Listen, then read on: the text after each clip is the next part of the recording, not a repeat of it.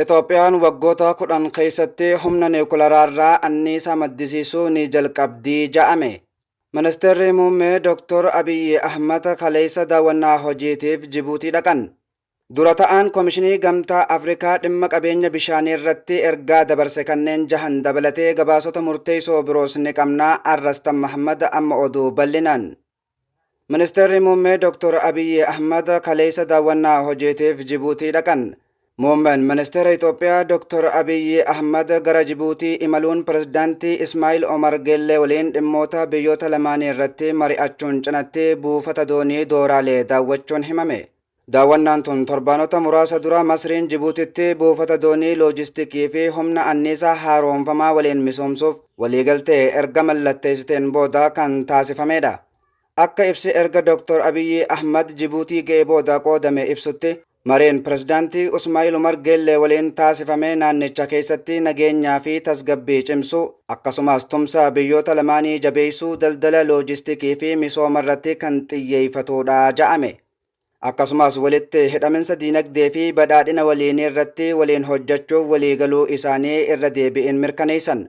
Kana malees ministeerri muummee Itoophiyaa buufata doonii Dooraalee balbala galaana biyyattiin Itoophiyaa meeshaalee ittiin ala ergituu fi alaa galchitu daawwatee jira.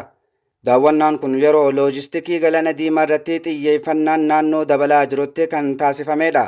Muddee 27 bara 2025 Masriin Jibuutii keessatti buufata galaanaa murteessoo ja'aman misoomsuuf waliigaltee irra gahuun himamee ture.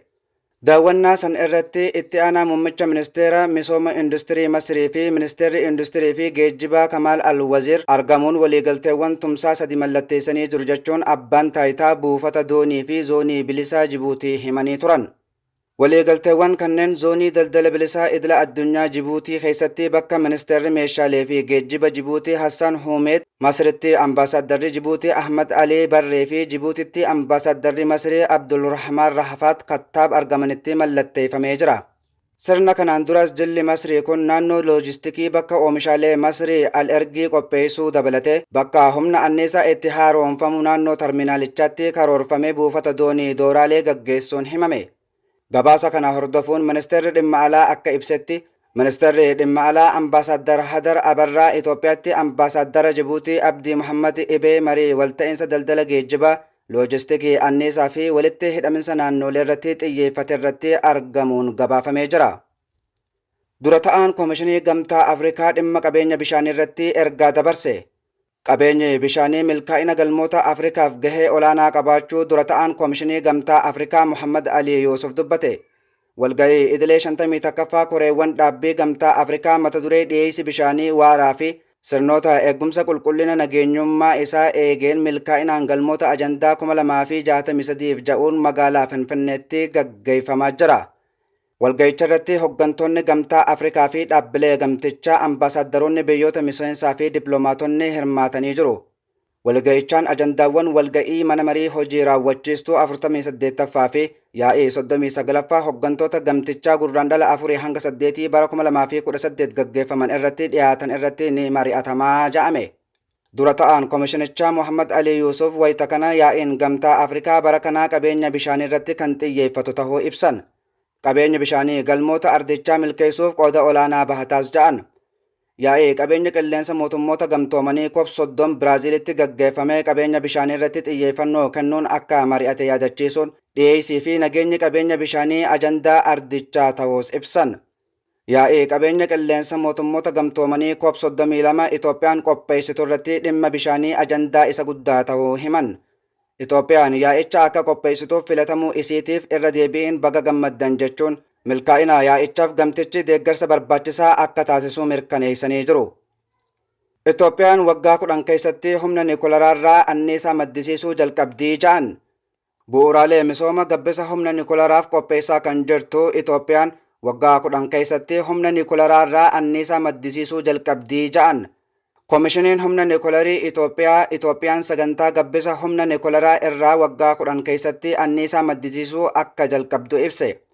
Abdurazzaq Omar itti aanaan komishiinarii komishinii humna niwukilaraa Itoophiyaa dhaabbata pireesii Itoophiyaaf gabbisa humna niwukilaraa irraa gaggeessuun anniisaa irraa maddisiisuun ganna 10 hanga 15 akka fudhatu himan. Itoophiyaan hojii dursa hojjechaa jirtuun waggaa 10 gad keessatti humna niwukilaaraarraa anniisaa maddisiisuu ni jalqabdi jechuudhaan ragaa baha. Kanaanis dhaabbanni barbaachisu ijaaramee bu'uuraalee misoomaa barbaachisanii fi hojiiwwan of eeggannoof barbaachisan hojjetamaa akka jiran itti aanaan Komishinar Abdurazzaq ibsan. Itti dabaluunis gabbisi humna niwukilaraa kun dhiyeessi anniisaa fi eegumsa naannoo bifa wal simsiisuun kan raawwatamu ta'uu ibsuun teeknooloojiin kun hojii tajaajila yaala fayyaa industirii fi qonna keessatti faayidaarra akka oolu himan. Itti aanaan Komishinar Abdurazzaq humni niwukilaraa kun hojii misoomaa fi nagaa fayyadamuu ilaalchisee qaamolee dhimmi ilaallatu waliin marii itti fufuus ibsanii jiru.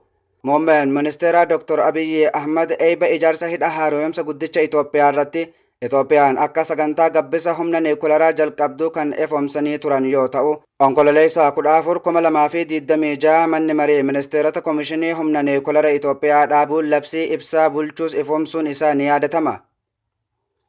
Jaappaan doolaara miliyoona 10 ol Itoophiyaa deeggarte. Mootummaan Jaappaan doolaara miliyoona 10 fi 500,000 Itoophiyaadhaaf deeggarsa taasifte.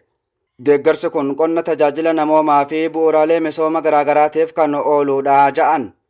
Deeggarsichi karaa ejensiiwwan mootummoota gamtoomanii fi dhaabbilee idil addunyaa biroon pirojektoota misooma Itoophiyaa irratti hojjetaman deeggaruuf kan oolu ta'uu Jaappaanitti embaasiin Itoophiyaa miidiyaaleedhaaf ibsite.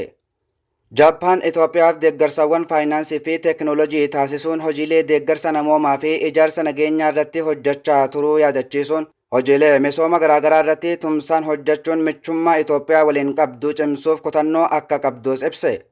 Deeggarsi ifoome kun hammattoowwan lamaan kan dhiyaate yoo ta'u, irra jireessaan hojiilee barnootaa, fayyaa fi bu'uuraalee misooma bishaanii deeggaruun misooma waaraa cimsuu fi deeggarsa namoomaaf kan oolu ta'uun himame. Pirojektoonni misooma Jaappaan Itoophiyaatti hojiilee misooma rakkoolee dinagdee fi hawaasummaa furuuf hojjetaman bu'uuraalee teeknooloojii Jaappaan akka fayyadamaniif kan dandeessisan ta'uun ibsame.